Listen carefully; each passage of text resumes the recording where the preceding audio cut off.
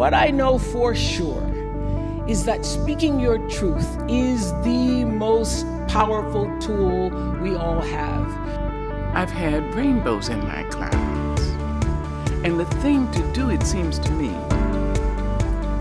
is to prepare yourself so that you can be a rainbow in somebody else's cloud. We all really, really love one another. Deep down, we all love one another, and we need to get back to that.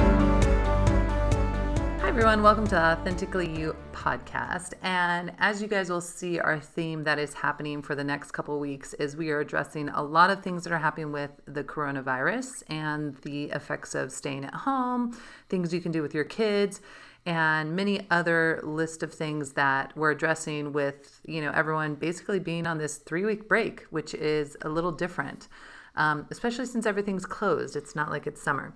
So I'm excited because I've actually drug onto my show my husband, Mr. Joshua Ducharme, soon to be a Dr. Ducharme like myself. But for now, I still hold the reigning title. Yes. But the funny thing is we will have exact initials. We already have, Joshua Ducharme, Julie Ducharme. Now it will both be Doctors Ducharme. So when someone calls for me, and I'll have to be like, wait, did you want Dr. Julie Ducharme or Dr. Joshua Ducharme? Clearly you're enjoying this more than I am. Yeah. So I had several friends asking me about the education side. And for those of you who don't know, my husband has been teaching and being a principal for, is it 17 years now?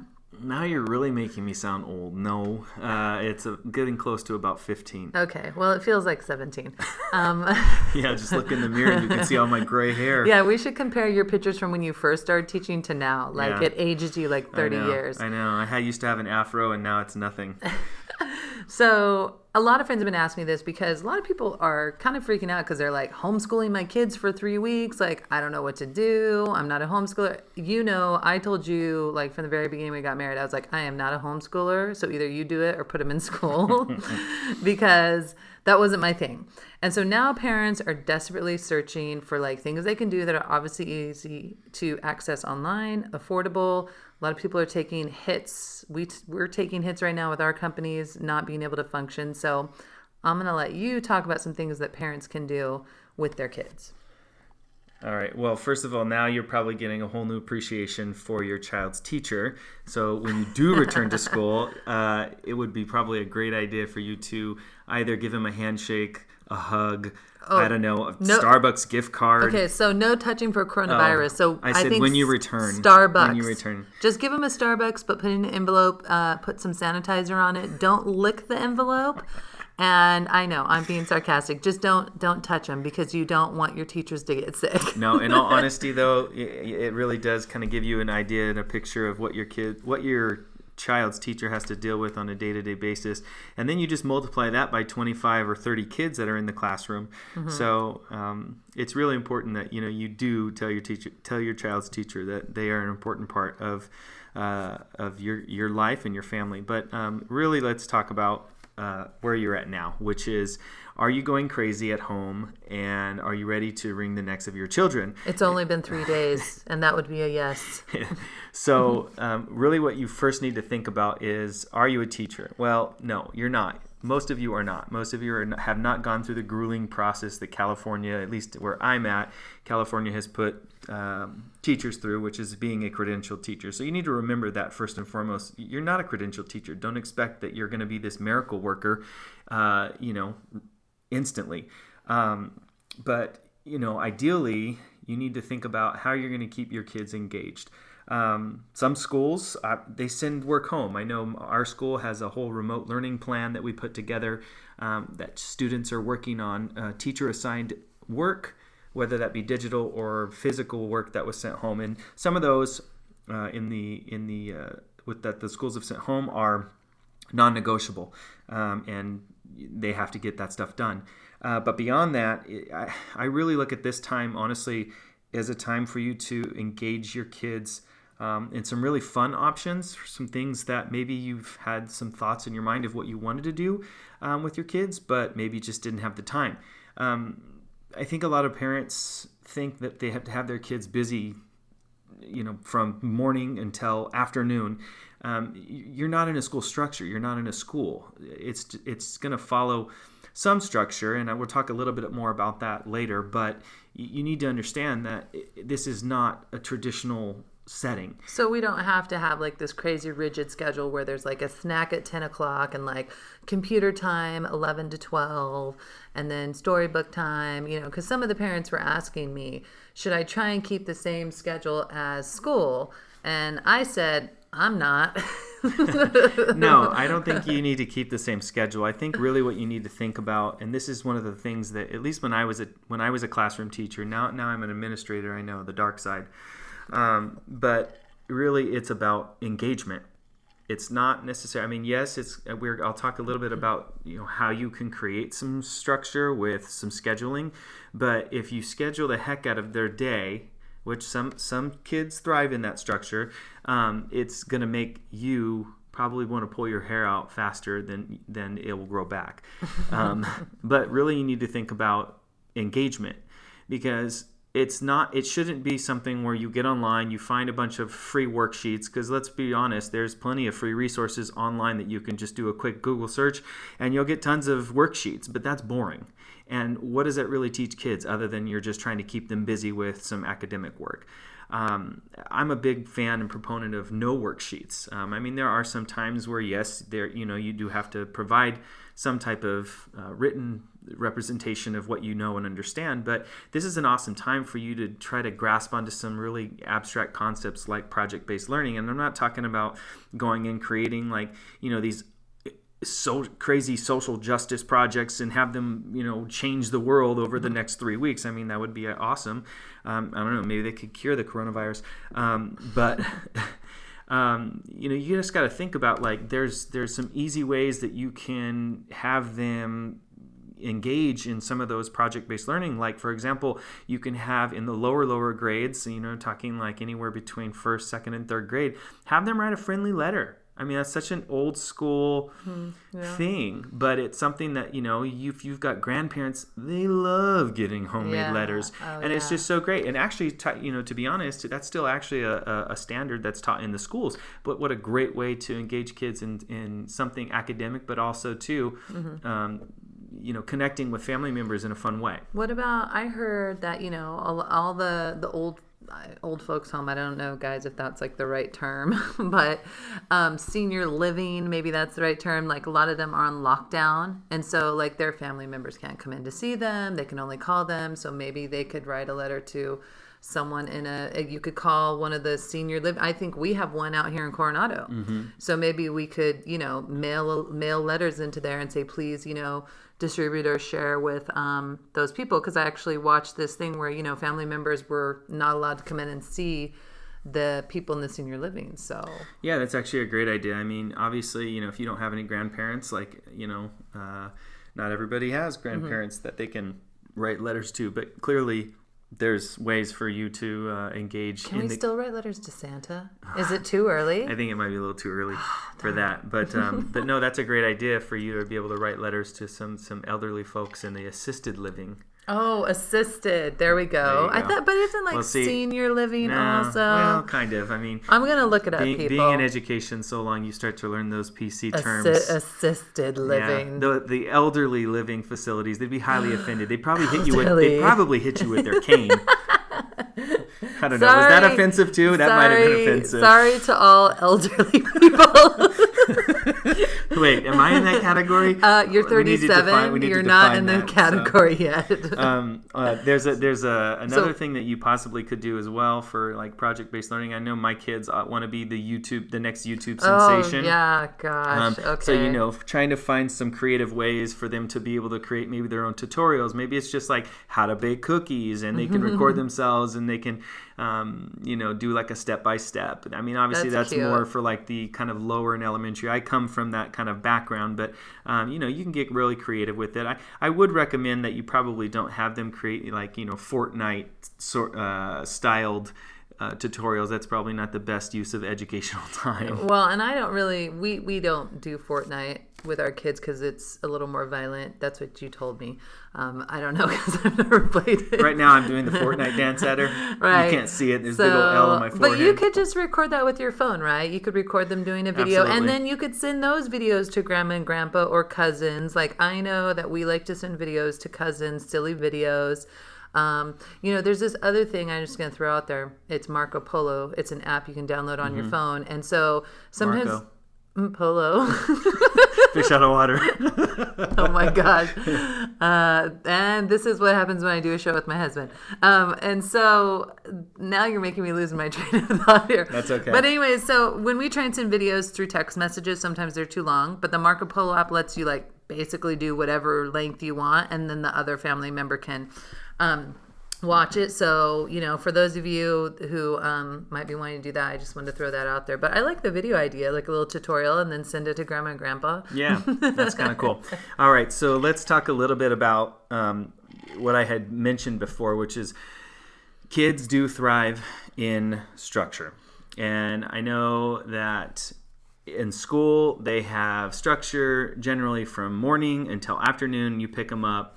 And the reality is that home, it's just different. It is a different environment, and it's not going to be that same structure. But it doesn't mean that you can't kind of work to create something similar, where you have so much time is dedicated to mathematics, or so much time is dedicated to English language arts.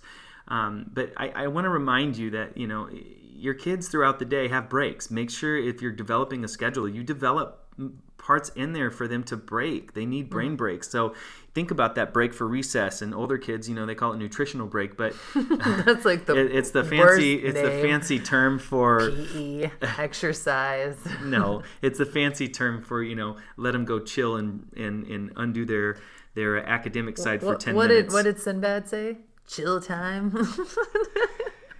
Anyway, so make sure you build in those breaks for your kids to be able to go and play. A good rule of thumb is right around 20 minutes.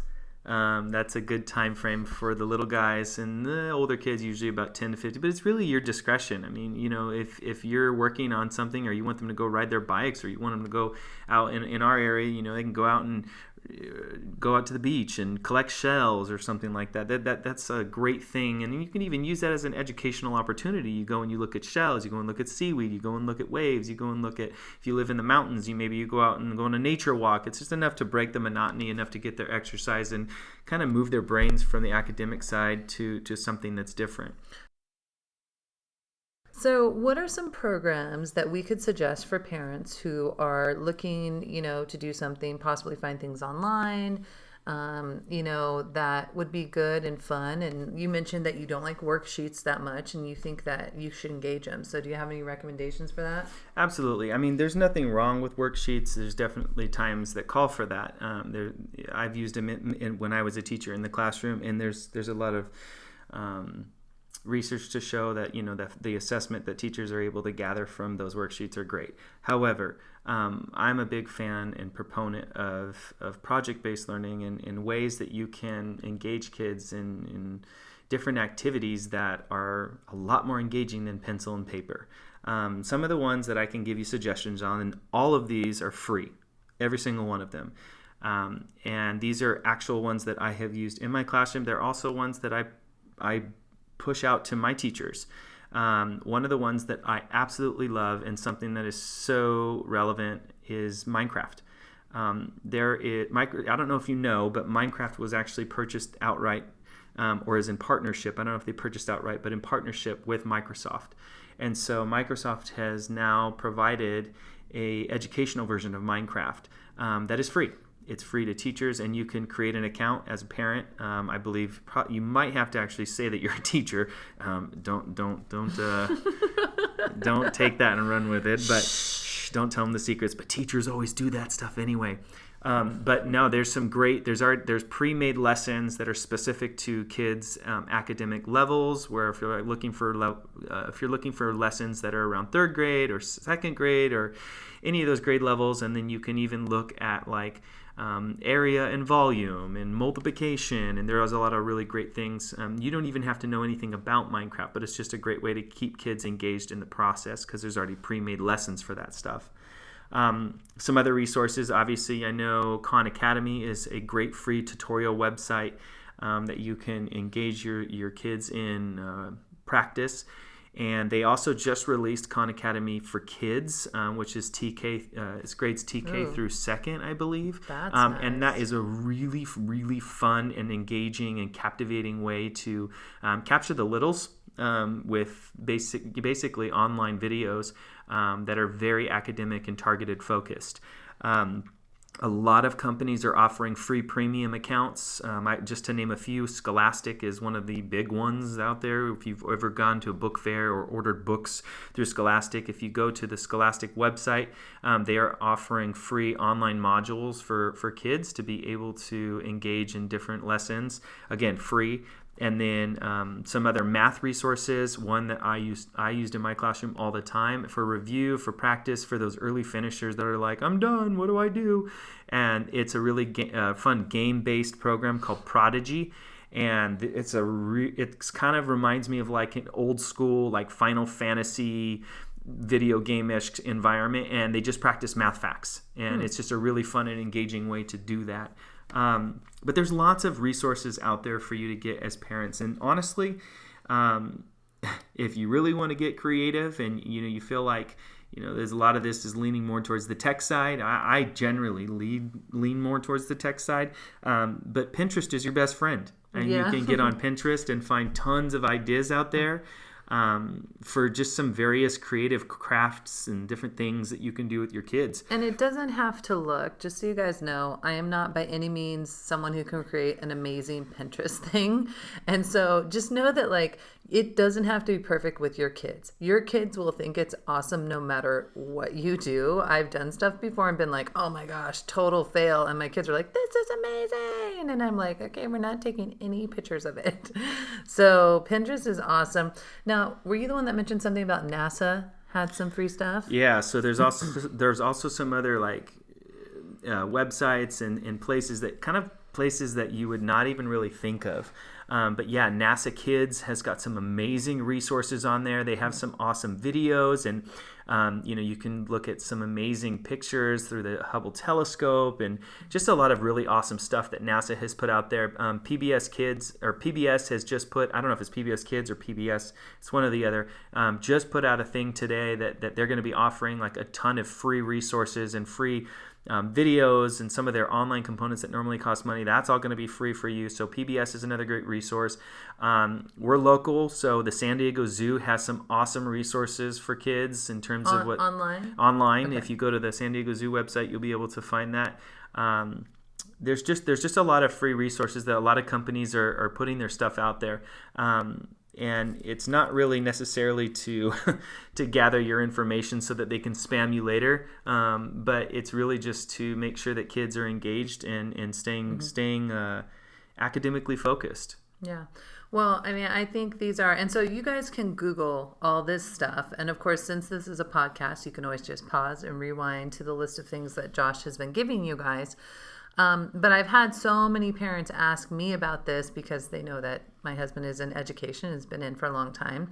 And sometimes just knowing where to start looking is great because what do I look for an 8-year-old? What do I look for an 11-year-old? What's appropriate, age group? So, I mean, would you say, for these things, you don't have to be a teacher.